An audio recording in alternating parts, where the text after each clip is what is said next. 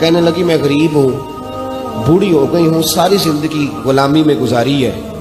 تیل لینے آئی تھی 5 دینار کا, بوتل میں تیل بھروایا ہے, اور اب بوڑھی ہوں نا تو کمر درد کرتی ہے, پیر پیچھے موڑا ہے تو میں گری ہوں, تیل زمین پی گئی ہے, اب زمین تو واپس نہیں کرتی, لیکن واپس جاؤں گی تو ایک یہودی عورت کی ملازمہ ہوں, وہ درے سے مارے گی, کھال ادھیڑ دے گی, میں بڑی پریشان ہوں, اب نہیں مار کھائی جاتی, ہڈیاں بوڑھی ہیں, قربان جاؤں. حضرت بلال کو حضور نے حکم دیا, فرمایا دوڑ کے گھر جا 5 دینار لا. فرماتے ہیں 5 دینار لائے, تیل خرید کے دیا, وہ پھر رونے لگی. فرمایا آپ کیوں روتی ہے؟ اس نے کہا بتایا نا غریب ہوں, غریب کا جرم کوئی نہیں ہوتا, لیکن پیس دیا جاتا ہے, پھر بھی مار تو اب بھی پڑے گی, اب کیوں پڑے گی؟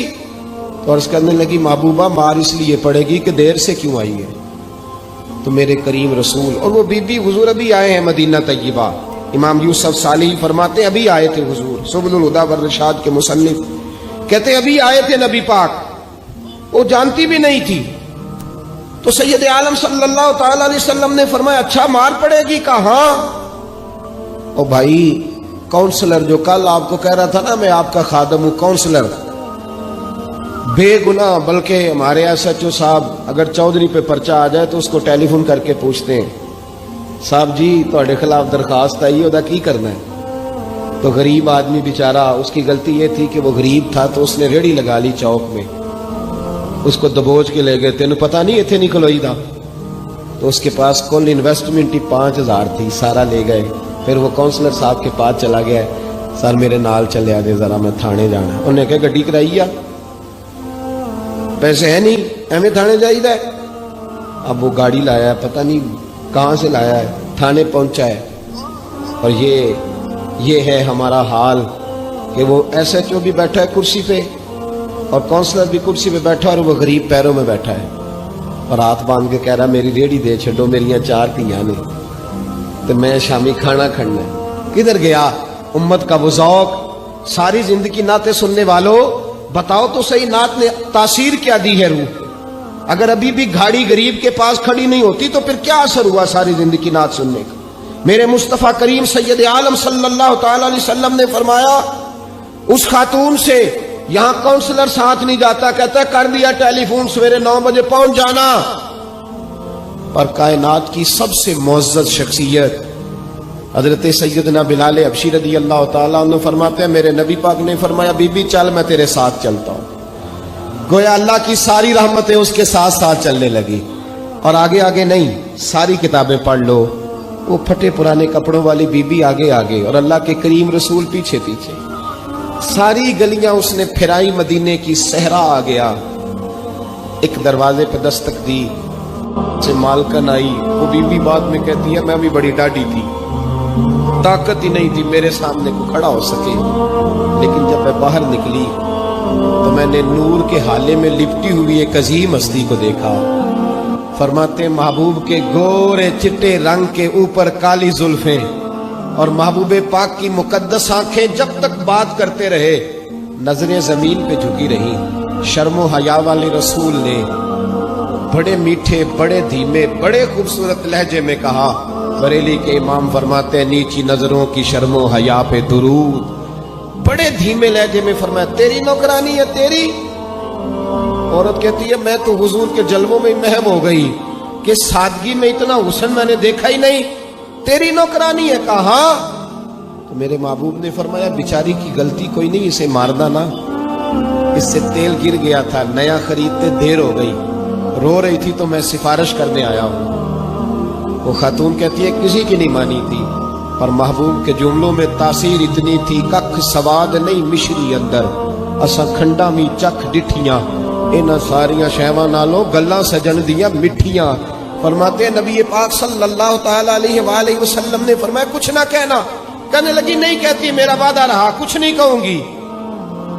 اب میرے حبیب نے پھر نظر اٹھائی اور اس غریبنی کی طرف دیکھا اور فرمایا تو اگر کہے تو میں جاؤں, تو اگر کہے تو میں خود بھیک دے, خود ہی کہے منگتے کا بھلا ہو, تو اگر کہے تو میں جاؤں.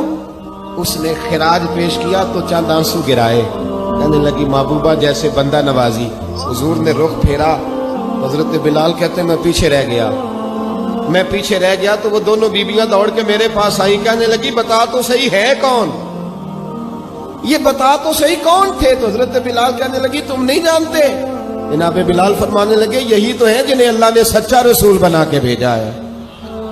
بیبیاں دوڑ کے آئی. کہنے لگی محبوبہ دروازے تک آئے ہو تو خالی تو نہ لوٹاؤ, مہربانی فرماؤ ہمیں بھی کلمہ پڑھا. یہودیوں کا بہت بڑا عالم تھا. ملنگ شلنگ بندے مطمئن کرنے آسان ہوتے ہیں, عالم فاضل پڑھے لکھے بندے کو کسی بندے کا مطمئن کرنا متاثر کرنا بڑا مشکل ہوتا ہے.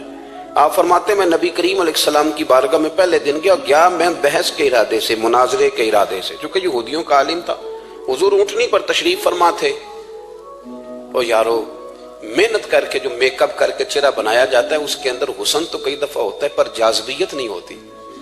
لیکن جس بابے نے کبھی میک اپ نہ کیا ہو لیکن وضو ذرا طریقے سے کرے روز, تو رنگ گورا نہ بھی ہو تو لوگ کئی دفعہ یہ نہیں کہتے رنگ گورا ہے, بلکہ لوگ کہتے ہیں چہرہ نورانی ہے. اب میں اس پر میں کچھ کلام کر سکتا ہوں کہ گورے اور نورانی چہرے میں بھی فرق ہوتا ہے. کچھ چہرے گورے ہوتے ہیں پر نورانی نہیں ہوتے, کچھ گورے نہیں ہوتے پر نورانی بڑے ہوتے, یہ الگ عنوان ہے. تو حضرت عبداللہ ابن السلام رضی اللہ تعالیٰ عنہ فرمانے لگے جب میں گیا تو حضور اونٹنی پر تشریف فرما تھے. کہتے ہیں سادہ وضو, اور میں دیکھ رہا تھا کہ داڑھی مبارک میں کنگھی بھی نہیں ہوئی تھی. سرکار نے سر پہ سادہ سا امامہ باندھا تھا. حضور اونٹنی پر بیٹھے تھے اور جس اونٹنی پر تشریف فرما تھے اس پہ کجاوا بھی کوئی نہیں تھا. لیکن کہتے دو جملے حضور کی زبان سے نکلے, 2 جملے, اور میں ان جملوں کا قیدی ہو گیا. میرے محبوب نے فرمایا جو چاہتا ہے کہ اس کی عمر بھی زیادہ ہو رزق میں بھی برکت ہو, آپ بھی چاہتے ہیں نا عمر بھی زیادہ ہو رزق میں بھی برکت ہو, تو حضور فرمانے لگے اس کے لیے کرنے کا کام یہ ہے کہ اگر وہ چاہتا ہے عمر زیادہ ہو رزق میں برکت ہو تو اپنے رشتہ داروں کے ساتھ اچھا سلوک کرے.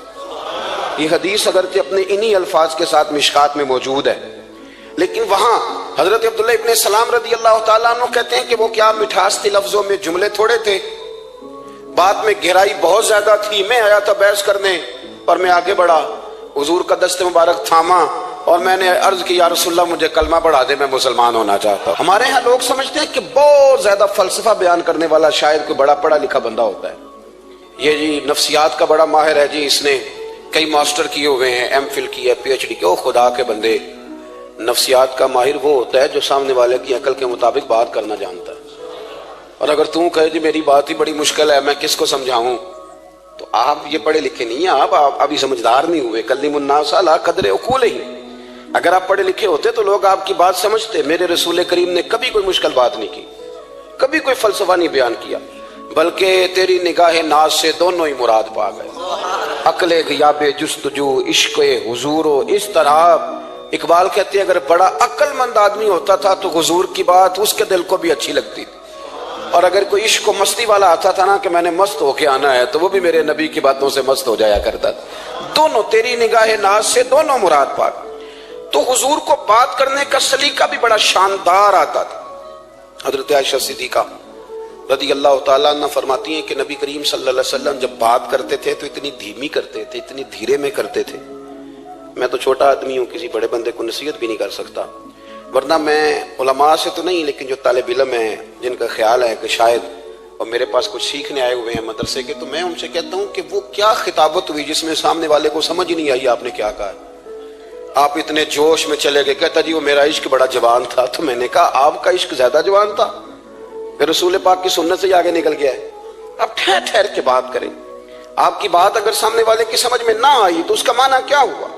اسی طرح سے ہماری نعت خوانی کا ماحول ہوتا ہے, 6 بندے نعت پڑھ رہے ہوتے ہیں, ایک سپیکر ادھر ہوتا ہے ایک ادھر ہوتا ہے, کوئی سمجھ نہیں آتی ہے کیا کہہ رہے ہیں.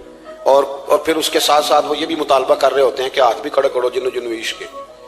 میں کہ انج نہیں کہی دا, ویسے تو کہہ چلو پڑھ لیں, ورنہ اگر آپ ایسے ہی استاد بائی پاس والے بیچارے کو تو ہارٹ اٹیک ہو جائے گا ہاتھ کھڑا کرے گا, تو ہے تو وہ بھی عاشق رسول ہی نا. لیکن یہ قسمیں نہ ڈالیں, یہ کوئی طریقہ ہی نہیں ہے, نہ کہیں دین اس کی اجازت دیتا ہے. ہم نے تو یہ سنا ہے کہ صحابہ کہتے ہیں جب اللہ کے حبیب گفتگو کرتے تھے تو ہم یوں بیٹھتے تھے کہ ہمارے سروں پہ پرندے بیٹھے ہوئے, تو حرکت بھی نہیں کرتے تھے. تو بہرحال جو بات عرض کرنی ہے اس پر غور کریں. جناب عائشہ صدیقہ کہتی ہیں ٹھہر ٹھہر کے بات کرتے آہستہ, اور یہ لفظ آپ کو یاد رکھنا ہے. سیدہ عائشہ صدیقہ کہتی ہیں جب حضور گفتگو کرتے تھے نا تو اگر ہم نبی پاک کے الفاظ کو گننا چاہتے تھے تو گن بھی سکتے تھے، گننا چاہتے تو گن بھی۔ ایک تو آپ کی جو سادگی ہوگی وہ اصل ہوگی۔ ملما صاحب